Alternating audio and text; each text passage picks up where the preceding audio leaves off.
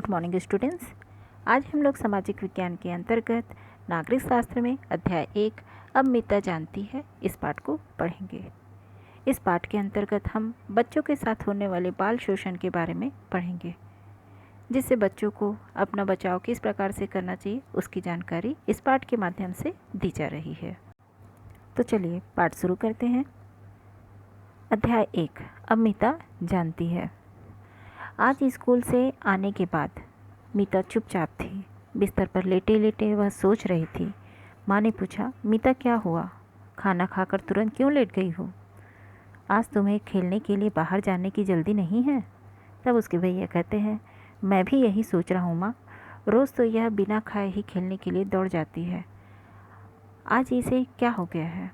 तब मीता कहती है, आज स्कूल में 19 नवंबर यानी विश्व बाल शोषण मुक्ति दिवस मनाया गया। 19 नवंबर को विश्व बाल शोषण मुक्ति दिवस मनाया जाता है ना? तो मीता के स्कूल में भी मनाया जा रहा था। उसके भैया कहते हैं, विश्व बाल शोषण मुक्ति दिवस? आश्चर्य प्रकट करते हुए कहते हैं, यह क्या होता है? मैं तो बाल दिवस जिसे 14 नवंबर को मनाया जाता है उसी के बारे में जानता हूँ। फिर उसकी माँ बोली, मीता मुझे भी बताओ, मैं भी जानना चाहती हूँ। मीता कहती है, आज हमें एक फ़िल्म दिखाई गई। उसके भैया बोले, अरे वाह, कैसी फिल्म थी मीता? तब मीता कहती है, फिल्म में राजू नाम का एक छोटा सा लड़का था। उसके एक रिश्तेदार उसके यहाँ अक्सर आते थे। वे जब भी राजू को अकेले पाते उसके शरीर को जबरन आपत्तिजनक से तरीके से छूते, सहलाते या उसे चूमने की कोशिश करते थे। अक्सर ऐसा होता है कि कोई हमारे घर के आसपास या रिश्तेदार घर में आते हैं और छोटे बच्चों के साथ ऐसा व्यवहार करते हैं, लेकिन छोटे बच्चे जो हैं किसी से कह नहीं पाते। तब उसके भैया कहते हैं, आपत्तिजनक तरीके से, इसका क्या मतलब है मीता? तब मीता बताती है, वास्तव में राजू को उनका छूना या सहलाना या प्यार करना बिल्कुल अच्छा नहीं लगता था। जब भी वे उसके घर आते, राजू उनसे बचने और छुपने या फिर भागने की कोशिश करता रहता था। उसके भैया बोलते हैं, बेचारा राजू, फिर क्या हुआ मीता? अक्सर ऐसा होता है कि घर में कुछ लोग आते हैं या रिश्तेदार आते हैं, उनका व्यवहार जो है इस तरीके का होता है जो हमें या बच्चों को बिल्कुल भी अच्छा नहीं लगता है। आगे मीता बताती है, हाँ भैया, वो रिश्तेदार तो इतने ख़राब थे कि जैसे ही राजू को अकेले पाते तुरंत उसे पकड़ लेते थे। कई बार तो वे उसे चॉकलेट या मिठाई या आइसक्रीम का लालच भी देते थे।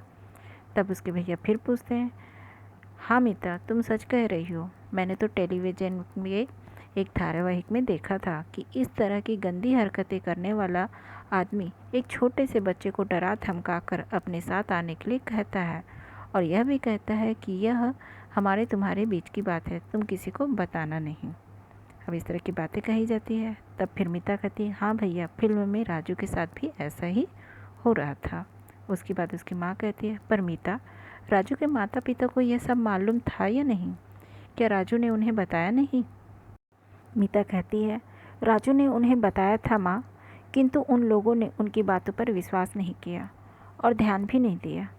फिर उसके भैया बोलते हैं, फिर राजू ने क्या किया मीता? अब ऐसा अक्सर होता है कि घर में कोई हरकत हमारे साथ कर रहा है तो बच्चे अपने माता पिता को बताते हैं, तो माता पिता जो है उनकी बातों पर ध्यान नहीं देते या विश्वास नहीं करते। ऐसे में बच्चे जो हैं उनको खुद समझ में नहीं आता है कि वो क्या करें। मीता कहती है, राजू ने परेशान होकर अपने टीचर को बताया। तब टीचर ने राजू के माता पिता से बातचीत की और उन्हें समझाया। फिर उसके भैया बोलते हैं, समझाया? क्या समझाया? तब मीता बताती है, राजू के टीचर ने बताया कि अक्सर माता पिता या माँ पिताजी और दूसरे बड़े लोगों को बच्चों की बातों पर विश्वास करना या उनकी बातों पर ध्यान देना ज़रूरी नहीं लगता, क्योंकि उन्हें ऐसा लगता है कि उनके घरों में उनके बच्चों के साथ कभी भी कुछ भी गलत नहीं हो सकता, जबकि सच्चाई यह है कि बच्चों के साथ बुरा व्यवहार या गंदी हरकतें कभी भी हो सकती हैं। यहाँ पर टीचर के द्वारा जो है राजू के माता पिता को समझाया जाता है। उसके बाद माँ कहती है, हाँ मीता, राजू के टीचर ने बिल्कुल सच कहा। विश्व के किसी भी देश में, किसी भी घर में, कहीं पर भी किसी भी बच्चे के साथ ऐसा हो सकता है। फिर उसके भैया कहते हैं, क्या ऐसा सभी लड़कों के साथ हो सकता है? उसके बाद मीता कहती है, नहीं भैया, फिल्म में यह भी बताया गया है था कि ऐसा किसी भी बच्चे के साथ हो सकता है, चाहे वह लड़का हो या लड़की हो। पता है, मेरी एक सहेली है निशा, उसने बताया था कि उसके पड़ोस में एक अंकल हैं जो उसके साथ ऐसी ही हरकतें करते थे, मना करने पर भी नहीं मानते थे। तब उसने अपने माता पिता को उसके बारे में बताया। उन्होंने उन्हें बहुत डांटा। एक और लड़की रानी ने भी बताया। उसके एक शिक्षक जो छात्रावास के प्रभारी भी थे, उसने इसी तरह की हरकत कई लड़कियों के साथ की थी। उन सब ने मिलकर उसका विरोध किया, इतना विरोध किया कि उस शिक्षक को उस स्कूल से हटा दिया गया। उसके बाद उसके भैया कहते हैं, फिर राजू के टीचर ने और क्या किया? तब मीता कहती है, उन्होंने राजू के माता पिताजी को समझाया, उन्हें उस गंदा व्यवहार करने वाले आदमी की जानकारी पुलिस को देना चाहिए। तब भैया बोले, वाह, फिर उन्होंने ऐसा किया या नहीं? तब मीता कहती है, हाँ भैया, फिल्म के अंत में उस रिश्तेदार को पुलिस के हवाले कर दिया गया। उसके बाद उसकी माँ कहती है, हाँ बेटा, इसलिए बहुत ज़रूरी है कि सभी माता पिता, शिक्षक और बड़े लोगों को बच्चों की बातों पर ध्यान देना चाहिए। साथ ही उन्हें यह भरोसा दिलाना चाहिए कि वे उन पर पूरा विश्वास करते हैं, उनकी सुरक्षा का पूरा ख्याल रखते हैं। तब भैया कहते हैं, हाँ माँ, तभी तो बच्चे अपनी परेशानियाँ बिना किसी संकोच के बड़ों को बता सकेंगे। किंतु इन परेशानियों से बचने के लिए बच्चे और क्या कर सकते हैं? अब ऐसा अगर होता है, कुछ ऐसी हरकतें बच्चों के साथ जब होती हैं, कुछ बच्चे अगर माता पिता को बता रहे हैं, विश्वास नहीं कर रहे हैं, तो उनको यहाँ पर शिक्षक को बताना चाहिए, अपने भरोसेमंद जो बड़े हैं उनको बताना चाहिए, है ना। अगर इसके बावजूद भी ऐसा कुछ हो रहा है तो उनको और क्या क्या करना चाहिए, इसका उपाय भी यहाँ पर बताया जा रहा है। तब मीता कहती है, भैया, फिल्म देखने के बाद उस पर स्कूल में बातचीत भी हुई। हमारे टीचर ने हमें बताया कि जैसा राजू के साथ हो रहा है वैसा किसी दूसरे लड़के या लड़की के साथ भी हो सकता है। इसलिए इन परेशानियों से बचने के लिए बच्चों को कुछ बातों का ध्यान रखना चाहिए।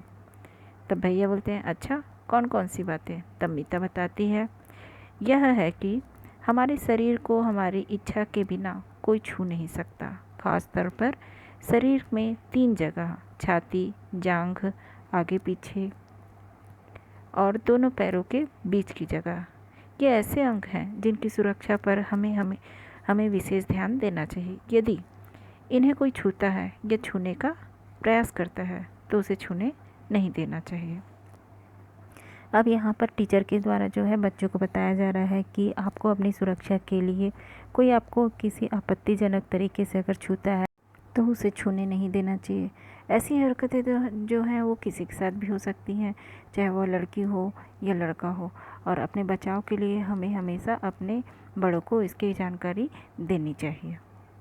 उसके बाद में माँ जो है कहती है, किंतु मीता, माँ पिताजी या जिन पर हमें विश्वास है वे यदि नहलाते समय इन अंगों की साफ़ सफाई करते हैं तो परेशान नहीं होना चाहिए। मीता को यह बता रही है।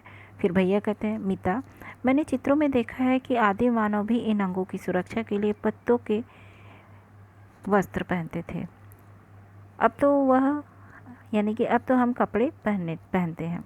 मीता कहती है, हाँ भैया, हमारे टीचर ने हमें बताया, यह भी बताया कि हमें इन सारी परेशानियों से बचने के लिए पहली बात तो डरना नहीं चाहिए, हिम्मत रखना और केवल 4 काम करना चाहिए। और वो 4 काम है, चिल्लाओ, हटाओ, दूर जाओ और बताओ। तब उसके भैया पूछते हैं, चिल्लाओ, हटाओ, दूर जाओ और बताओ, ये क्या है?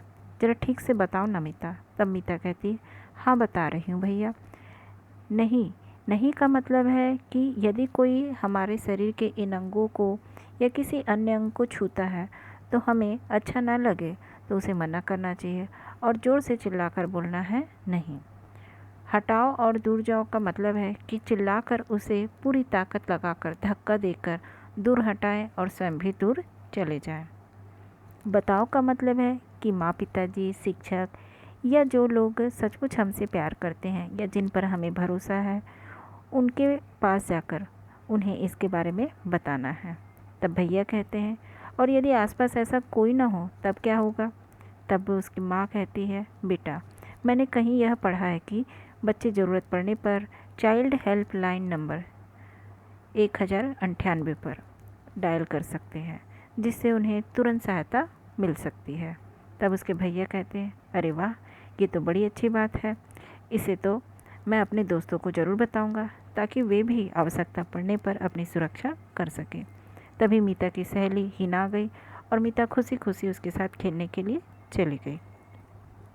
तो इस प्रकार से ये पाठ जो है समाप्त हुआ। इस पाठ के माध्यम से आज बच्चों के लिए बहुत अच्छी जानकारी दी गई है, जिससे अगर उनके साथ इस तरह का अगर कोई भी व्यवहार करता है तो उन्हें क्या क्या करना चाहिए, उनका विरोध किस प्रकार से करना चाहिए, उसकी शिकायत जो है हमें किस प्रकार से किस किस से कहनी चाहिए, और ज़रूरत पड़ने पर हम चाइल्ड हेल्पलाइन की सहायता से दोषी को दंड भी दिला सकते हैं, और तत्काल ज़रूरत पड़ने पर हम इस लाइन का उपयोग भी, इस नंबर का उपयोग भी कर सकते हैं।